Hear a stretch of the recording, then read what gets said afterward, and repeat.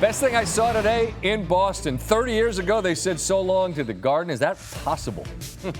Been playing in the new one for a while, and the reigning champs, of course, the Boston Celtics. They cruised in the first round, and they're gigantic favorites to beat the Knicks. It was like minus 900 or something preposterous like that. 750. Still, that's just pretty disrespectful. That's Jaylen Brown down low. That's Jaylen Brown again in the paint. And then Peyton Pritchard to Brown. Regulate.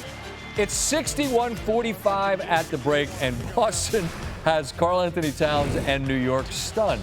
Third quarter, more of the same. Down low, Jason Tatum, Al Horford. Caesar 64-0 in the last 25 postseasons when they lead by 20. The Knicks have never won a game in the last quarter century when trailing by 20. Well, guess what? Here come the Knicks. OG Anunoby hits the three. Then Josh Hart. It's 1-on-4. I like my odds. 13-point game. Hart, Anunoby on the run, 11. They get it to single digits. Well, maybe, right? I mean, we're late third. Jalen Brunson. And all of a sudden, you're thinking objects in the rear view closer than they appear. The Knicks continue to come back. Miles McBride misses. Karl Anthony Towns gets the rebound, 4-point game. Knicks down 3. Anunoby loses it. Mikal Bridges, Jalen Brunson, all 3 of these. All of a sudden, it's a tie game. Brunson, give me all 3 of these while you're at it. About 4 to go, they lead. Put these 3 in your back pocket as well. Brunson powering the Knicks to a 6-point lead. What a tremendous play from Drew Holiday. Gets the pass from Tatum, turns and gives it to White in the corner. Derek White, a huge 3. Boston leads by 1. Brown to Drew, who all he does is the most important stuff all the time. We're tied at 100. Late going. Brunson's got a floater to win. Horford challenges. Brunson has such a great look. One more look at this one. Kind of short arms it a little bit. You understand it, right? When you're being challenged by the big man. Put 5 more minutes on the clock. In overtime. Anunoby to the rim. My gosh, he's been so much better as a pro than I ever dreamt he'd be. He is a spectacular player. Mikal Bridges, this was a gigantic shot. Pushes the lead back to 6. They're hitting threes. Boston can't buy one. They were 15 of 60 from 3. They hit that one from Brown, who was 0 for 9 at that point, and it's a 3-point game. In the late going, got to get the shot up. Smart. Karl Anthony Towns gets the foul and gave it away before he was shooting, so that's on the floor. Take another look. That shoves before he's in the shooting motion, but it's close. On the inbound, Brown's got to get the shot up. He doesn't get the shot up because Bridges, tremendous defense. And the Knicks erase the 20-point deficit and come roaring back to steal game 1 on the road. Here's Brunson after the dub. I feel like we still had momentum at that point. Obviously, wasn't the result that we wanted. But, we had another 5 minutes to go out there and compete. And we went out there as a team and did that. Just thankfully, I had my teammates because, overtime, I wasn't at my best, but my teammates had my back, and I'm very thankful for that. The Knicks trail by 16 at the break, the largest halftime deficit they've overcome to win a playoff game in the history of the franchise. According to ESPN Analytics, the Knicks were not given much of a chance to win. It was 6%, according to the analytics, but they didn't know what New York knew. Jaylen Brown, some thoughts on the other side of it. Yeah, you take a look at it and you learn what you can learn from it. Obviously, we had a historic night of missed 3-pointers, et cetera. We'll take a look and kind of see what the energy was. But in reality, you almost got to have a short-term memory, throw it away, get ready for game 2. We don't have time to let stuff carry over. So, we make adjustments and we come ready to play on our home floor. We have this just into the newsroom, this Action Bronson report, Steve. It came in all caps. Sweep. I called it. I'm sticking with it. When I asked if he actually called a sweep, he responded, I feel like I have to do this in his voice. I did. To my hater-ass friend, I went all the way positive. This has been an Action Bronson report. All right, Kendrick Perkins joins me now. That's real. That's a real thing. You got to check in with the community, Perk. Impressive as hell. You got to check in with the community, and I got to check in with you on this. Look, man, there's a lot here, and it starts with the fight. It starts with the fight of the Knicks. They could have tapped out. They didn't do that. What most impressed you about how New York won? Well, let me tell you, Scott, that was a brawl for it all. The most impressive win of the postseason. Not just for the Knicks, but overall. And it started because they got to an identity, a Tom Thibodeau identity, and it started with Mikal Bridges. I thought he did an excellent job, him and Josh Hart, of getting all the 50-50 balls, making defensive stops, doing what they needed to do with the little things that didn't show up in the stat sheet. Huge steal down the stretch from Mikal Bridges. That looked like the Phoenix Suns' Mikal Bridges. And all of a sudden, 20-25, Lil Scottie Pippen, OG Anunoby, and Big Body Brunson. Both 29 points apiece, did it on the offensive end in great fashion. And let me give some credit to Karl Anthony Towns defensively.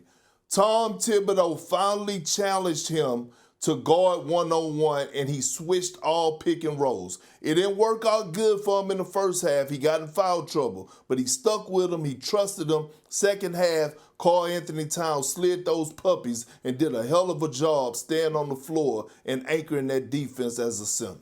Yeah, I believe you tweeted about they were guarding like hyenas, man. It was about want to. The effort on that side of the ball was spectacular. And yet, Perk, this Boston team that are champs for a reason and are big favorites for a reason, they took 63s in this game, man. They went 15 of 60. I get that's part of the identity, a big part. But isn't that too many threes? What do you make of that? I don't like it, Scott, and as champions, you should know better, right? If it's not working, that don't mean continue to take threes. We saw this last year in the finals. They didn't make three-point shots at a high clip, but they got to the paint. Tonight, Derek White, Jason Tatum, and Jaylen Brown combined 10 for 41 from the three-point line. At what point do you think about putting your head down and getting to the basket? I mean, damn. The Knicks were good defense. They were great defensively, but Jason Tatum is too elite of a scorer to settle the way that he was settling. And Scott, I played with a lot of Hall of Famers. One Hall of Famer comes to mind because he wore a Boston Celtics jersey, and that's Paul Pierce. When Paul Pierce didn't have it going for his shooting from the outside, he did a hell of a job of getting to the free throw line. That's what Jason Tatum got to do, especially when that three-point shot is not falling. Perk, Cleveland and Boston this year have separated, right? A lot of folks, myself included, you kind of draw a line underneath them and say it's probably one or the other that's going to get out of the East and play for a championship, in part because New York didn't have a win against either one during the regular season, right? But now, on their home floor, both Cleveland to Indiana and now Boston to New York has dropped the first game of a playoff series. Doesn't mean they're going to lose it. What does it mean? What does it say to you that these two road teams have taken game one? Well, it means that both of these series are going 7 games. I picked both of these series to go 7 games. But when you think about the Celtics, I said this morning, they're vulnerable, Scott. They're dealing with injuries. When it comes to Kristaps Porzingis, he hasn't looked right the entire postseason. He went out with an illness. Drew Holiday is battling some type of injury. Jaylen Brown, we know he's battling an injury with his knee. Tatum with the wrist. And right now is a golden opportunity for the Knicks to capitalize on this moment. But then when you look at the Pacers and the Cleveland Cavaliers, I'm looking at it, no Darius Garland. But we forget that the Indiana Pacers went to the Eastern Conference Finals last year. All their rotation guys know how to play playoff basketball. They play a gender-free basketball offensively. They scramble, they get physical defensively, and they came out with a major win. And I got to give credit to Tyrese Halliburton. His leadership, professionalism, the way that he led that team in game one, setting the table, picking and choosing his spots of when to score and when to let others cook was a beautiful thing to see. I mean, they've gotten everyone's attention, most notably Cleveland and Boston. They've announced their presence with authority. We look forward to watching the games and visiting with you as we continue on. Perk, thank you as always. They scored 20-plus in the second half each.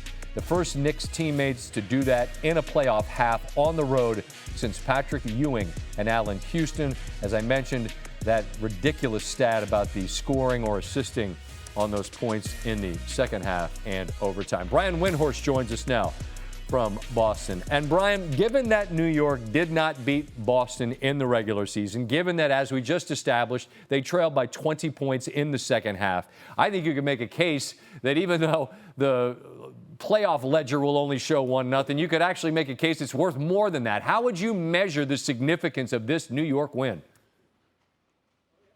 They had to win this game, because the circumstances that gave them this opportunity may not present themselves again.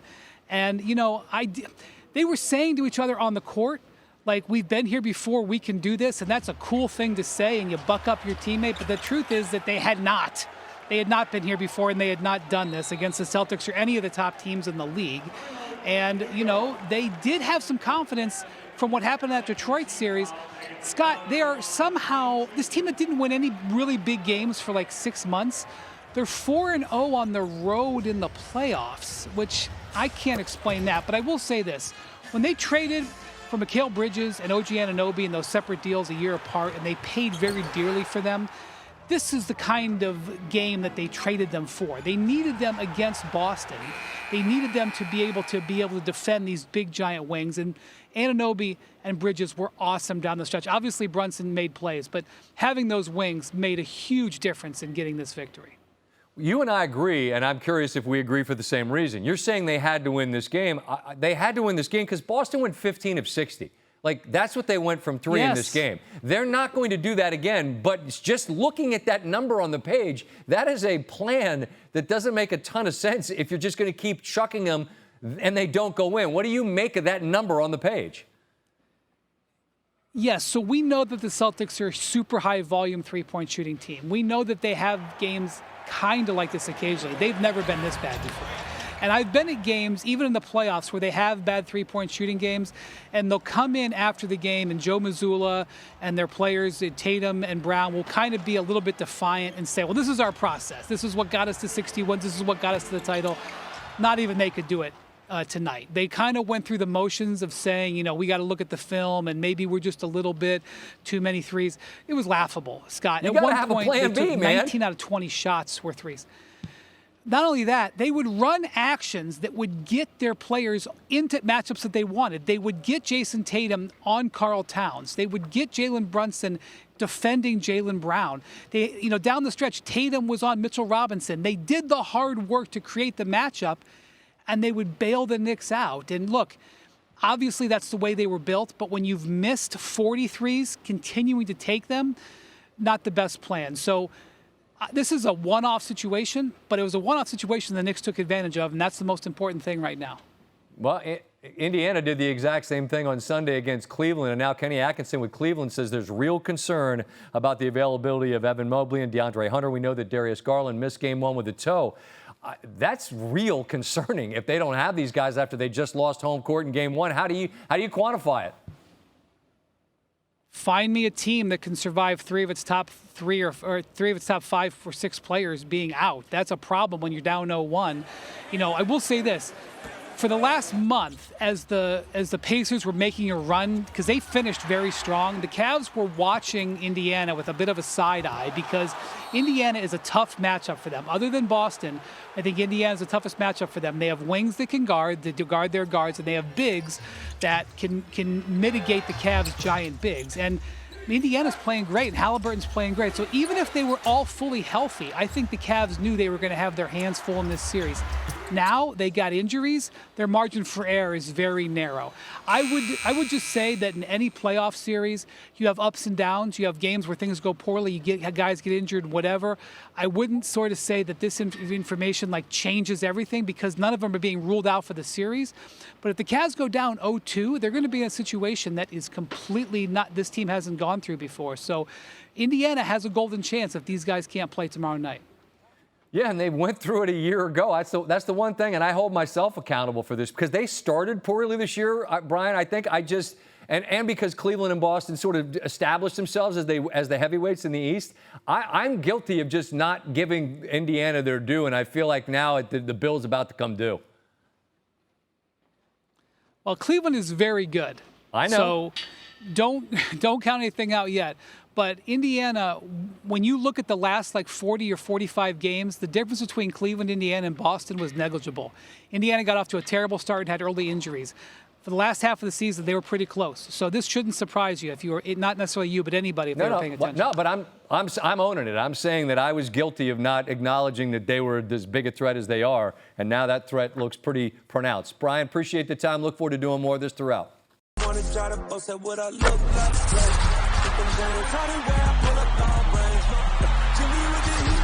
fire. It's 88 over here.